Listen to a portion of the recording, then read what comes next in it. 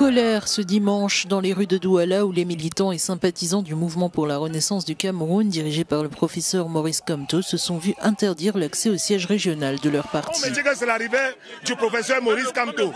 Et je ne sais pas pourquoi le RDPC va faire sa publicité, ou le gouvernement, ou c'est l'armée qui doit faire sa publicité. On ne doit pas faire la publicité de Maurice Kamto. Laissez-le venir s'exprimer. Comme tout le monde, c'est un citoyen camerounais. Malgré l'interdiction de rassemblement, des milliers de sympathisants ont afflué pacifiquement vers le lieu prévu, défiant les barrages pour exprimer leur soutien.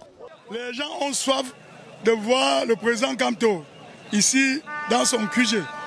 Donc la population c'est énorme. On ne veut pas casser quelque chose.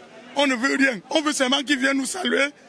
La veille, les autorités avaient restreint la circulation des mototaxis dans plusieurs quartiers stratégiques de la ville, ainsi qu'aux abords de l'aéroport, anticipant la venue de Maurice Kamto, attendu pour une réunion au siège régional du MRC. À mon sens, banal. Mais bon, le professeur Maurice Kamto a fait une forte mobilisation du côté de Paris, et mobilisation au cours de laquelle il a tenu un certain nombre de propos.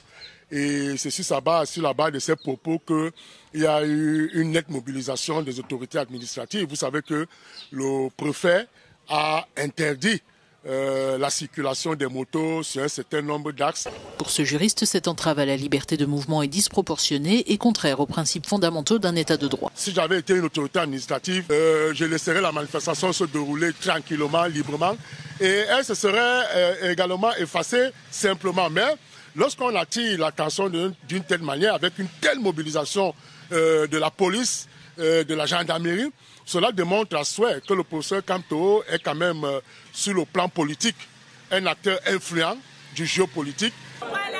Les autorités locales justifient leur décision en affirmant que le MRC n'avait pas procédé à la déclaration préalable requise pour un rassemblement public.